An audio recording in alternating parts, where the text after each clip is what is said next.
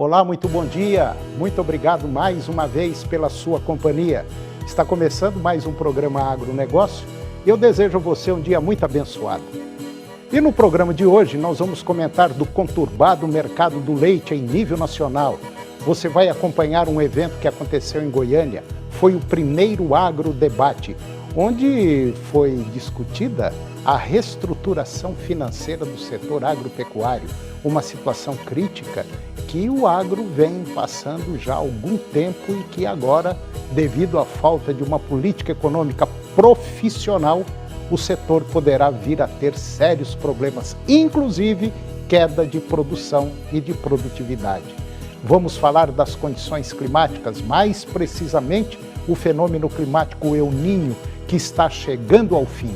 E eu vou conversar com Ronald Macuco, analista da Pátria Agronegócios, e nós vamos falar do mercado do boi. O programa Agronegócio já está no ar.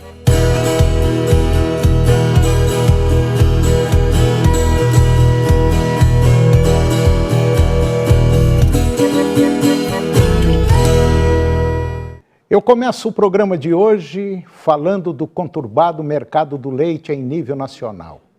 No último ano, foi observada uma queda nos preços dos derivados lácteos para o consumidor final, mas a retomada do consumo não atingiu o patamar que o mercado deseja. Isso levanta uma questão: os preços ainda estão impedindo uma maior recuperação do consumo?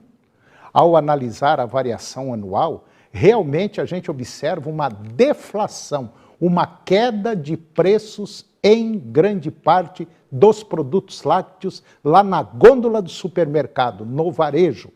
No entanto, quando se observa um período mais longo, nota-se que os preços dos lácteos ainda têm crescido mais rápido do que a inflação média na economia brasileira. O consumidor ainda se recorda de um passado não tão distante, em que os preços nas gôndolas eram significativamente mais baixos do que os atuais, mesmo considerando as reduções dos últimos meses. Foi analisado a evolução da inflação para a categoria de leite e derivados em comparação com a inflação geral, que é o IPCA. E, além do crescimento dos indicadores de renda, como massa salarial e rendimento médio, o que nota-se claramente que o grupo leite e derivados do IPCA apresentou um aumento de preços consideravelmente maior do que a média geral da economia, o que afeta tanto o orçamento quanto a percepção dos consumidores. Além disso, os indicadores de renda, como o rendimento médio por trabalhador e a massa salarial, que é a soma total dos salários, indicam que o poder de compra dos produtos lácteos pelas famílias diminuiu nos últimos anos. Mas por que os preços subiram tanto? Um dos principais motivos foi o forte aumento do custo de produção, que elevou o preço final, mas sem que nenhum elo da cadeia produtiva tivesse uma margem de lucro significativamente maior. Os custos mais altos de produção, que repercutiram nos preços ao consumidor final, abriram espaço para o crescimento de produtos análogos de menor custo, como compostos e misturas lácteas. Ao mesmo tempo, até mesmo os produtos 100% lácteos passaram por mudanças em suas formulações, como a redução dos teores de gordura do creme de leite, do leite de caixinha UHT, por exemplo. E dentro desse cenário, os custos mais altos e margens estreitas, a busca por uma eficiência, tanto para produtores quanto para a indústria, tornou-se crucial para a sustentabilidade do mercado. E agora vamos dar um giro pelo mercado do boi, com os pecuaristas escondendo o gado do pasto devido à falta de chuvas em grande parte do país. A sobreoferta continua a forçar os preços para baixo e com as escalas confortáveis, as indústrias conseguem efetivar novas quedas para o boi gordo. Na B3, o movimento foi contra a maré, do físico, e aos ajustes foram positivos para todos os contratos, mas de maneira geral o valor da arroba está mais para gangorra, sobe e desce, mais desce do que sobe. Enquanto o mercado interno enfrenta desafios, as exportações representam uma fonte de otimismo. Embora as exportações de carne bovina para os Estados Unidos tenham diminuído nos últimos 2 meses, essa redução ela é atribuída ao esgotamento da cota. E para continuar acessando o mercado norte-americano, os exportadores brasileiros enfrentam agora uma tarifa de importação de 26,4%, o que prejudica a competitividade do produto brasileiro em relação aos concorrentes internacionais. Há indicações de que o governo brasileiro esteja tendo conversas para aumentar o acesso nacional às cotas sem tarifa dos Estados Unidos. E agora, você vai acompanhar um evento, uma reportagem que aconteceu, que nós fizemos em um evento aqui em Goiânia. Foi o primeiro agrodebate, onde foi discutida a reestruturação financeira do setor agropecuário, uma situação crítica que o agro vem passando já há algum tempo e que agora, devido à falta de uma política econômica profissional, o setor poderá vir a ter sérios problemas, inclusive queda de produção e de produtividade. Confira.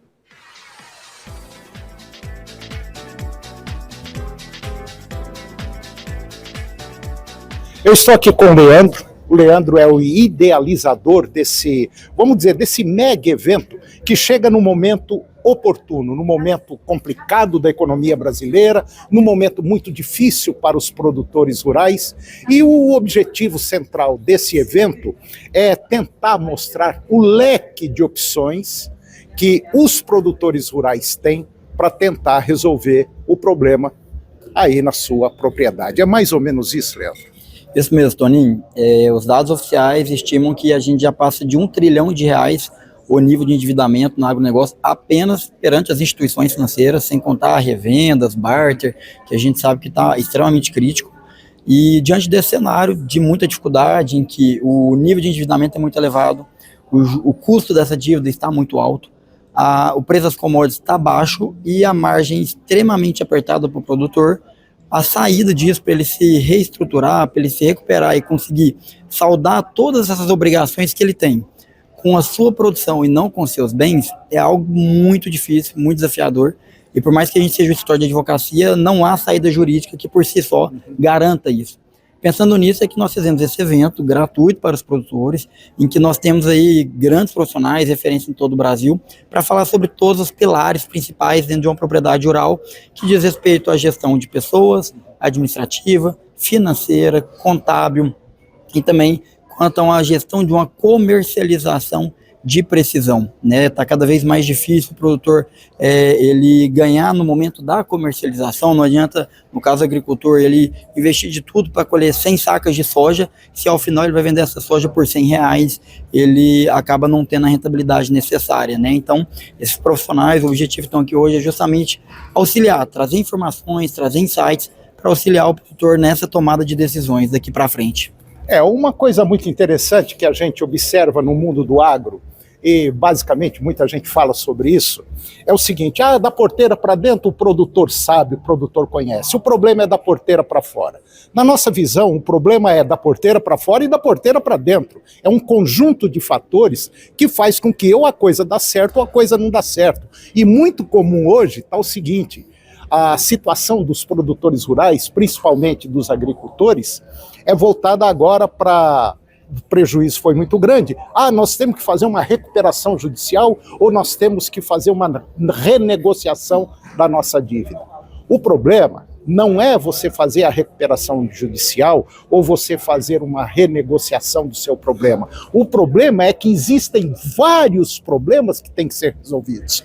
Você tocou num ponto muito relevante, Toninho, porque tem alguns casos de clientes nossos que a gente faz a recuperação judicial E a gente deixa muito claro para ele, fala, olha, não vai adiantar a gente conseguir um prazo de carência para você, a gente conseguir um deságio na dívida, a gente conseguir alongar... Além de ficar caro a recuperação. Sim, claro, alongar esse pagamento, os fatores que te levaram, porque isso a gente está tratando os efeitos do superendividamento.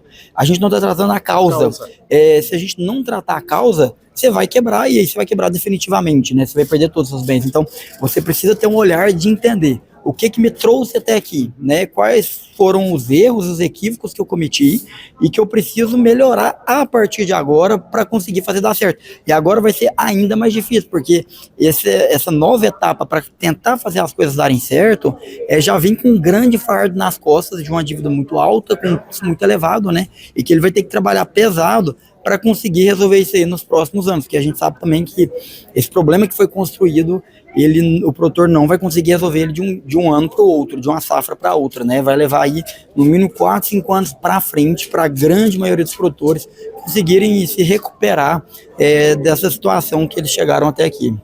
E a gente bate muito já durante todo esse tempo, esse período que a gente está levando notícias, informações do agronegócio. A gente sempre procura falar na tal da gestão, da capacitação, do planejamento, de objetivos e tal. E parece que a coisa não deu muito certo. E agora, infelizmente, tudo isso que a gente vem falando está sendo empurrado, vamos dizer, goela abaixo, e a página vai ter que ser virada, não vai? Com certeza, Tony. E uma complexidade ou dificuldade que eu vejo nisso porque eu, por exemplo, quanto advogado, na faculdade que eu fiz, eu aprendi apenas o ofício da advocacia. Não aprendi a perspectiva do escritório enquanto um negócio, uma empresa. Eu não aprendi sobre gestão de pessoas, eu não aprendi sobre gestão contábil, tributária, sobre planejamento financeiro. E o produtor, da mesma forma, ele não aprendeu isso ali na escola da vida dele. A grande maioria não tem uma educação formal, e ainda que tivesse feito um curso de zootecnia, de veterinária, ele também não aprendeu esses outros aspectos, né? Então, o que a gente vê, às vezes você chega na propriedade rural, o produtor tem lá, vamos dizer assim, 20 peão trabalhando na atividade fim dele, ele não tem uma pessoa para ficar por conta só de cuidar da parte administrativa, financeira, documental. Ele faz tudo. Isso, exatamente. Às vezes foca demais na operação em si, né, na atividade rural, e nesses outros aspectos que são extremamente relevantes, ele não faz. Então, é normal do produtor chegar no escritório e perguntar assim, qual que é o seu nível de dívida? Aí ele fala, por exemplo, 20 milhões de reais. Depois que a gente vai pegar a documentação que vai avaliar, é no mínimo 30% a mais do que isso. Ou seja, ele não tem nem clareza, muitas vezes, do que é o nível de endividamento, o que é o cenário dele, o que ele precisa fazer diante daquilo. Pois é, Leandro, mas muita coisa mudou nesses de 10 anos para cá. E nesses últimos 5 anos, a coisa mudou muito mais ainda. Quer dizer, hoje o nível de aprendizado se tornou muito mais exigente. Quer dizer, o mundo está cobrando mais de todos os profissionais, do advogado, do contador que tem que entender do agro. O agro é muito complexo, né? Quer dizer, não é uma coisa simples você ir lá plantar, deixar a vaca parir, vender o bezerro ou vender o boi gordo. Não é bem por aí. Tem um conjunto de fatores que envolvem que faz o negócio dar certo ou não dar certo. E isso são todos os setores. Aquele que se especializou, aquele que foi atrás, que buscou sair desse problema, desse imbróglio que nós estamos, pode ter certeza que está indo relativamente bem, com dificuldade, mas está indo bem, não tem prejuízo. Aquele que levou, não, vamos tocando, o ano que vem a gente vê como é que fica, esse está com problema e sério, né? Já tem uns bons anos que na agricultura vem se falando de agricultura de precisão. Sim. Hoje a gente precisa levar isso também para as demais áreas do agro, né? Então, a pecuária de precisão, uma produção de leite de precisão, e não só. Além da gente falar aí de uma agricultura de precisão, a gente está precisando falar agora de uma comercialização de precisão e ainda mais de uma gestão de precisão, né? Inclusive, um dos painéis que nós teremos hoje será muito importante os dados da propriedade como um insumo essencial para a atividade do produtor rural. Ele tem que entender que isso é indispensável para ele poder gerir o negócio dele. Leandro, e qual a perspectiva desse evento, pela primeira vez realizado, vamos dizer, aqui no estado de Goiás, e talvez um dos poucos do Brasil? Qual é o objetivo central desse evento, então, para fechar com chave de ouro? Toninho, o objetivo desse evento é a gente trazer informações, trazer reflexões para o produtor rural, ele entender que ele não está sozinho nesse momento de dificuldade, e ajudá-lo, auxiliá-lo com todas essas informações a tomar as melhores decisões para ele conseguir sair dessa crise.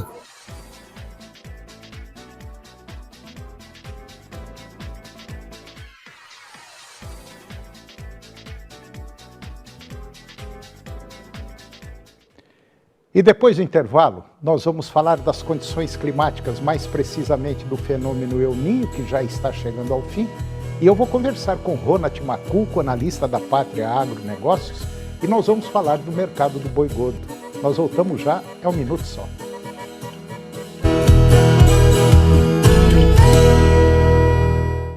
Aqui no Jornal Racional vai chover risada. Tá chovendo aí também? E todo mundo vai soltar a franga. Que você sempre quis. Eu não entendi a piada. Hoje, 10 da noite, programa do Ratinho. A FB Agrícola oferece uma gama de produtos de qualidade para que você, produtor, garanta sempre o melhor para seus clientes. Sementes, defensivos, fertilizantes e muito mais. A FB Agrícola, servindo o produtor do plantio à colheita. Circuito Brahma apresenta Pecuária de Goiânia, de 16 a 26 de maio. Dia 23, véspera de feriado, Maiara e Maraísa com a gravação do seu novo DVD Imensidão. No dia 24, Lauana Prado. Dia 25, Victor e Léo. Dia 26, Enaldinho. Garanta seu ingresso em ingressosa.com. Pecuária de Goiânia. Canal TV Agro. Apoio Planalto Máquinas Agrícolas Revendedor Valtra. Goiânia, Jussara, Itumbiara e Porangatu. Estância Bahia Leilões. Nutroeste Nutrição Animal. Tecnologia de resultados a serviço do pecuarista. Volumoso X-Gold Pasto. Pátria Agronegócios. Consultoria especializada no mercado agropecuário.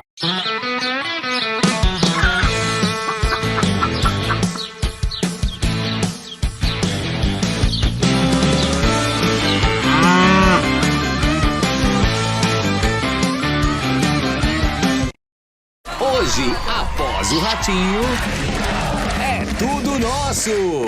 Enquanto eu cuido da saúde do meu bebê, a Aparecida cuida de mim. O acolhimento vai desde as primeiras semanas de gestação até o parto. Tudo aqui na nossa maternidade.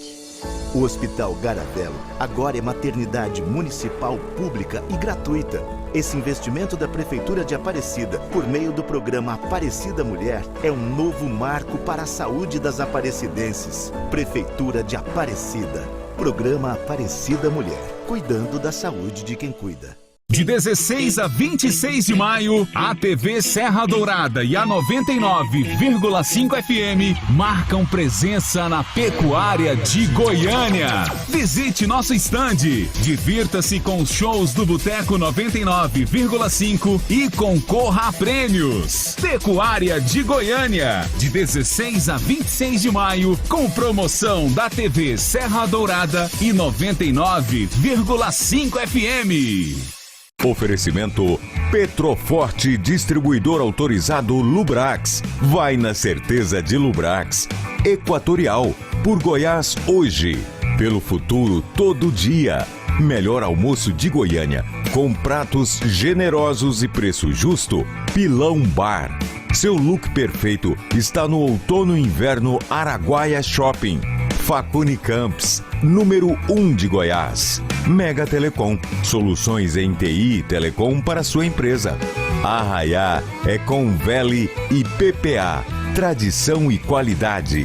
Grupo GSA, TV Serra Dourada, a TV do seu tempo, o tempo todo com você. Ela tá sempre conectada, do bom dia ao boa noite. Amo vocês demais. Agora também tá por aqui, na tela do SBT. Valendo! O bicho pega, Bi! Você tá botando pra lascar, né? Quero chamar aqui minha mãe, Lucas Guedes. E no off, eles já causam. Imagina só nesse palco. Eu sou fã e tô da pista. Você esquece que estamos numa TV. Sábado, 10h15 da noite. Sábado com Virgínia. Agronegócio, oferecimento Moinho Fino.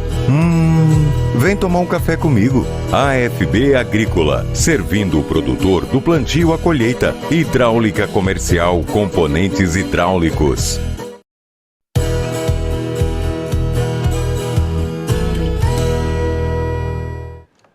Nós estamos de volta e agora eu vou conversar com Ronald Macuco. Ronald é analista da Pátria Agronegócios e nós vamos falar um tema interessante. Nós vamos falar sobre mercado de boi, aí de muita coisa que está acontecendo. Bom dia, Ronald, está tudo bem? Bom dia, Antônio, bom dia a todos que nos assistem e vamos falar aí sobre mercado pecuário, né, Antônio? É verdade. Ô, Ronald, eu já vou começar logo de cara falando sobre ciclo pecuário. Tá todo mundo falando, o preço da arroba caiu porque matou muita vaca, e a tal do ciclo pecuário. O que é esse ciclo pecuário? Quem manda no preço do boi é a vaca. Então existe um ditado no mercado, onde a vaca vai, o boi vai atrás. E é necessariamente assim que roda o ciclo pecuário. No ciclo pecuário, Antônio, vamos botar aqui uma roda.